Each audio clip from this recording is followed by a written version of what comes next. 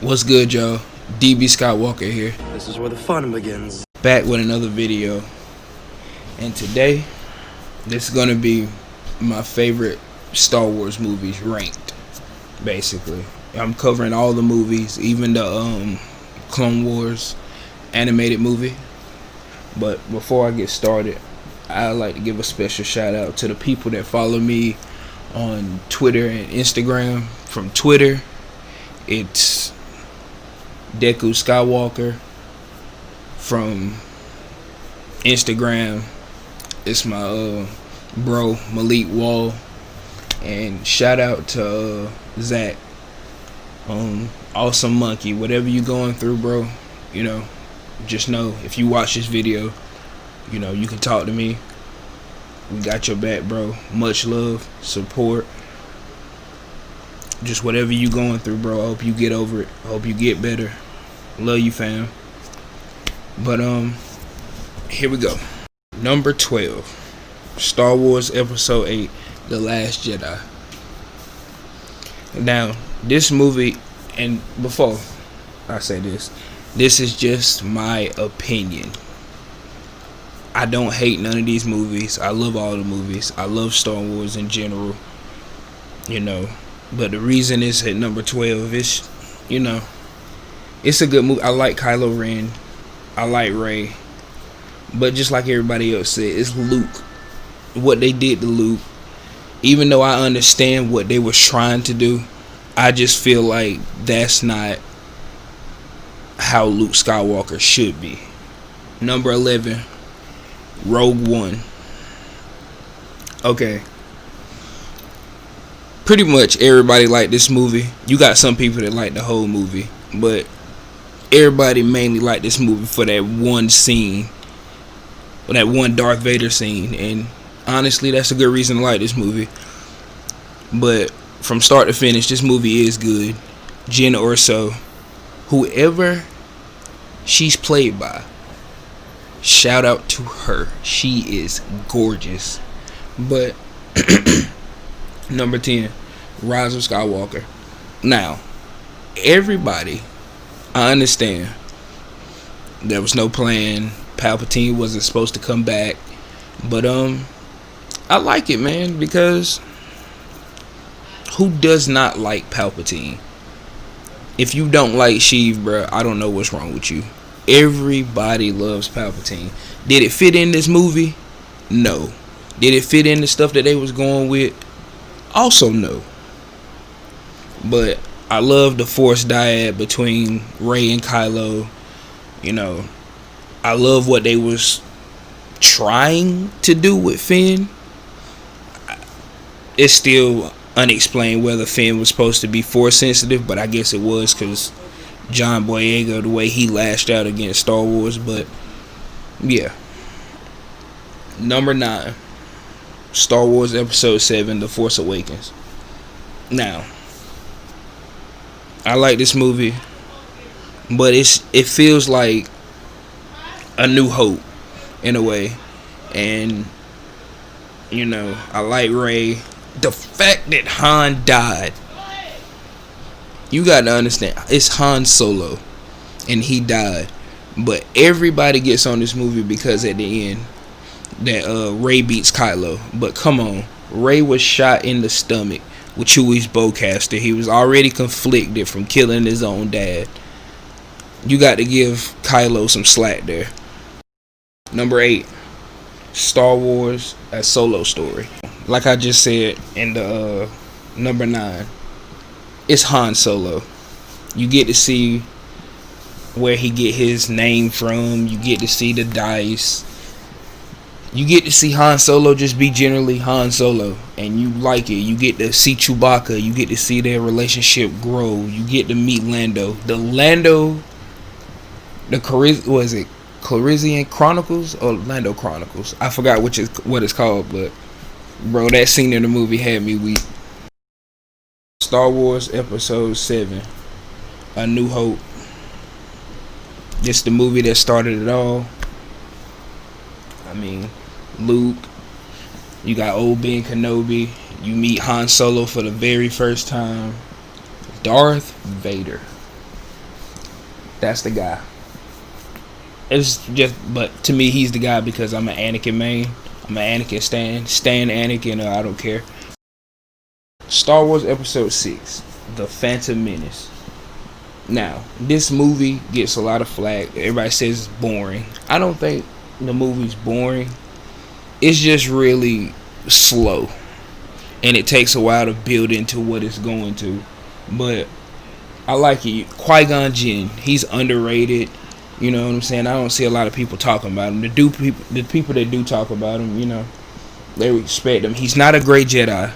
You know what I'm saying? I don't know if that's a thing or not. I have to look. But Obi-Wan, you get to see the start of Obi-Wan, Sass, little Anakin, Darth Maul. When I seen this, you know what I'm saying, Darth Maul was my number 2 favorite villain in Star Wars.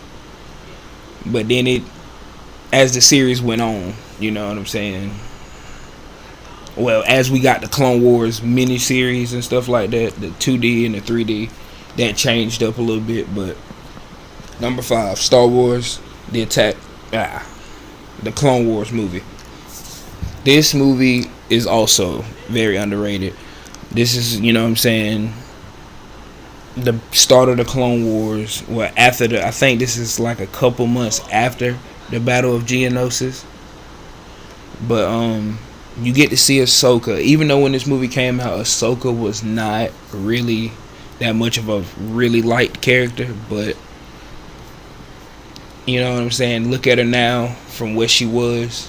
I think everything worked out, because there was talk like, why is Ahsoka coming in? She doesn't fit into the Star Wars canon. But I think everybody will take that back now. Hashtag I love Ahsoka. Number 4, Empire Strikes Back.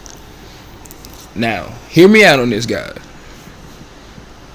It's not so much that I think the movie is overrated.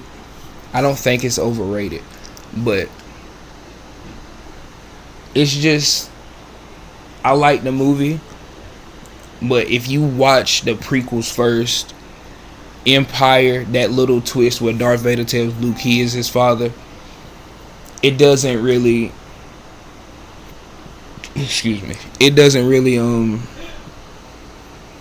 how's the word I could put this, it really doesn't hit me the same as it did when it first came out.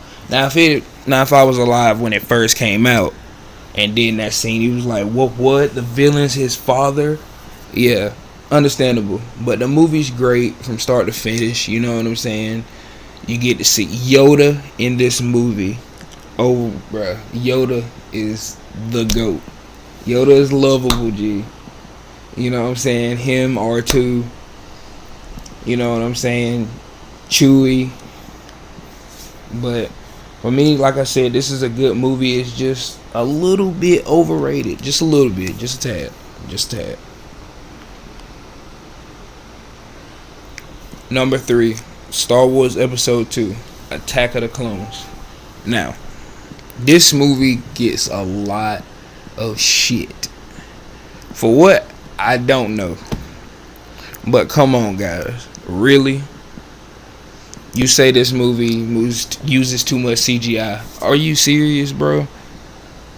Are you really serious? You say Anakin whines too much. Didn't Luke do the same thing until Return of the Jedi?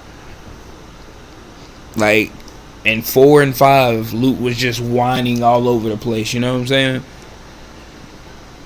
And, you know what I'm saying, the whole relationship between Anakin and Padme. Okay, I don't know how many of you guys was teenagers. I don't know if you guys went from being boys unto straight 20-year-old men. I don't know. But there's nobody on the council that shows people how to talk to females. Obi-Wan gets away with being lovable to females because he's sassy. He has the accent, and it's just Obi-Wan. But Anakin is a child, G. He's still learning how to talk to people. He's, you know what I'm saying, he's learning how to deal with his emotions. Like him, that whole relationship between him and Padme, it works for me. Not saying it has to for everybody, but it just works for me, and I wish people would just give this movie the praise it deserves, because it's a masterpiece in its own right. But